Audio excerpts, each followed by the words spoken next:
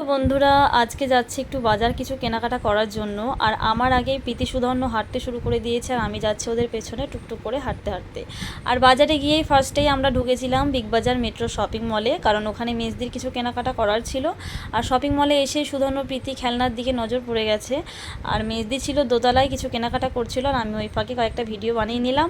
তারপরে shopping mall থেকে বেরিয়ে টোটোয় চেপে আমরা চলে গিয়েছিলাম রাধা গোবিন্দ বস্ত্র ভাণ্ডারে, কারণ আমি শপিং মলে বাজার করব না বলেই ভেবে এসেছিলাম, কারণ আমি রাধা গোবিন্দ বস্ত্র ভাণ্ডারেই বেশিরভাগ বাজার করি। তো ওখানে গিয়ে প্রীতি সুধর্ণ ভাইপো ভাইজিদের জামা দেখলাম, ওদের জামা কিনেও নিয়েছি।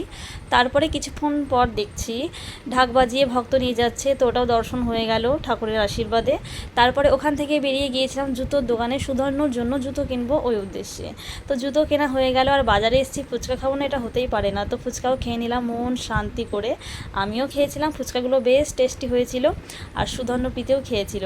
আর খাওয়ার আগে সুধর্ণকে হাত ধুয়ে দিয়েছিলাম, কারণ এটাই ওটাই হাত দিচ্ছিল, তো হাত নোংরা হয়েছিল।